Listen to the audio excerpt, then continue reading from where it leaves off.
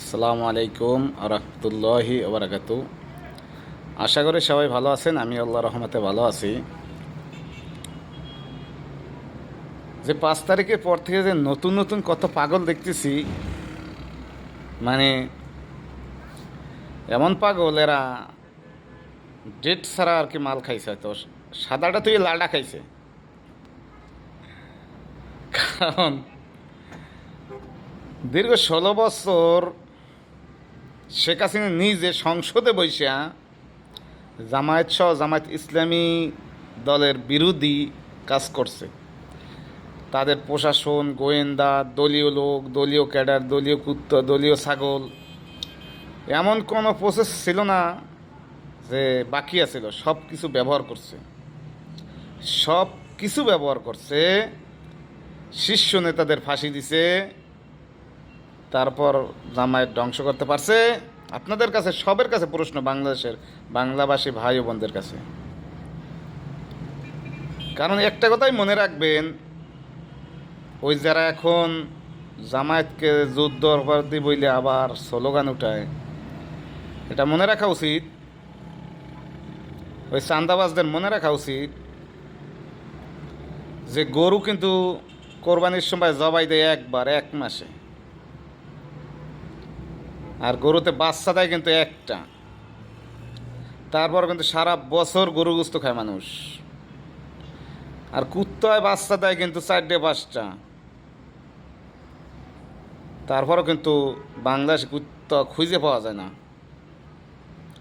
তা হালাল জিনিসের বরকত ওইভাবেই।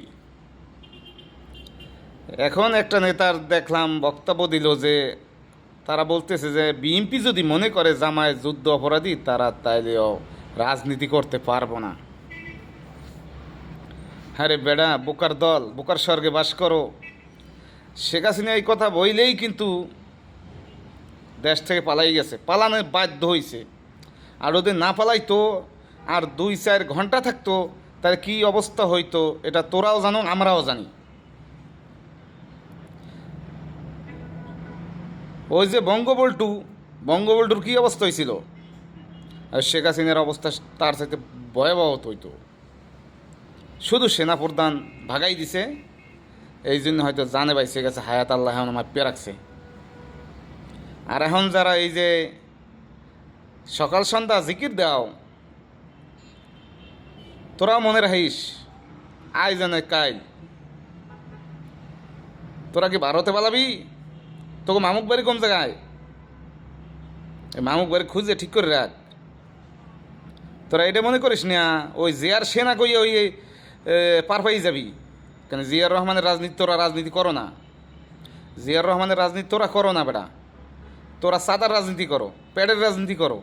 তোরা পেট বাঁচবো না জিয়ার রাজনীতি না করলে, এই সাদার রাজনীতি না করলে তোকে পেট বাঁচবে না।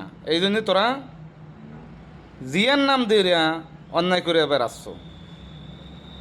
জিয়া রহমান কি, জিয়া রহমান রাজনীতি দেখাও নাই, অথচ জিয়া রহমানের নাম নিয়ে তোরা সাদাবাজি করতেছ। অতএব আলেমদের বিরোধিতা যে করবে হে নিজে থেকেই ধ্বংস হয়ে যাবে। আলেমদের ধ্বংস করা লাগবে না। কারণ কি জানেন, আলেমরা কোরআন হাদিস পড়ে, নামাজ পড়ে, তাহাজুদ পড়ে। তারা শহীদ হইতে পারবো, শহীদ হইতে রাজি, ওপেন, হাসি মুখে। কিন্তু জালেমের কাছে মাথা নত করবে না। সেটা অতীতেও দেখছি, বর্তমানে দেখি, হয়তো ভবিষ্যতেও ইনশাল্লাহ দেখবো। কারণ কোরআন হাদিস ওইটাই বলছে। অতএব আলেমদের বিরোধী শেখ হাসিনা নিজে করছে।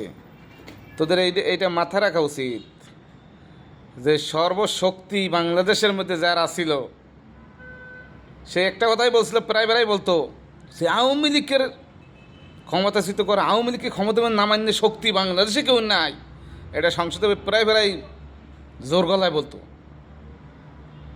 কারণ আল্লাহর ফয়সালাটাই উত্তম ফয়সালা। আল্লাহ বলছে অমাকারো আল্লাহ আল্লাহে খয়রুল মাকিরিন। কেন আল্লাহর ফয়সালাটাই উত্তম ফয়সালা। অতএব আলেমদের বিরোধী তা কইরা তবু কোনো লাভ হবে না আশা করি ইনশাআল্লাহ। কারণ বাংলাদেশের মানুষ তোকে চাইতে রাজনীতি আন ওই গরিব দুঃখী পথের গাড়ি রিক্সাওয়ালা কুলিওয়ালা রাজনীতি বেশি বুঝে। কারণ তোরা ক্ষমতা আসলি এমপি মন্ত্রী হইলি বিরিফকেস বইরে ডলার লই যা বিদেশে। আর আমরা যারা গরিব প্রবাসে আছি, দেশে আছি, দেশের অর্থনীতির চাক্কা ঘুরাই, আমরা চাইরে না পয়সা বিদেশে নেই না। অতএব এই কথাটা তোকে মনে রাখা উচিত। আর আল্লাহকে ভয় করা উচিত সবচাইতে বেশি, কারণ যে কোনো টাইমে চলে যাইতে হইব আমাদের। আল্লাহকে ভয় করতে হবে সবাইয়ের, আল্লাহকে ভয় করেন আর এই মিথ্যার রাজনীতি বন্ধ করেন, ঠিক আছে? আমি আরেকটা কথা বলবো যে বাংলাদেশের সকল মানুষকে বলবো, এই সাদাবাজকে ভোট দেবেন না, সাদাবাজকে ভোট দেবেন না। আর সাদাবাজি যারা করে তাদেরকে ধরে প্রশাসনের কাছে দেবেন, মারধরের দরকার নেই, ঠিক আছে? কেন সাদাবাজ মুক্ত বাংলাদেশ গড়া হবে, তারপরে হবে ইলেকশন ইনশাআল্লাহ।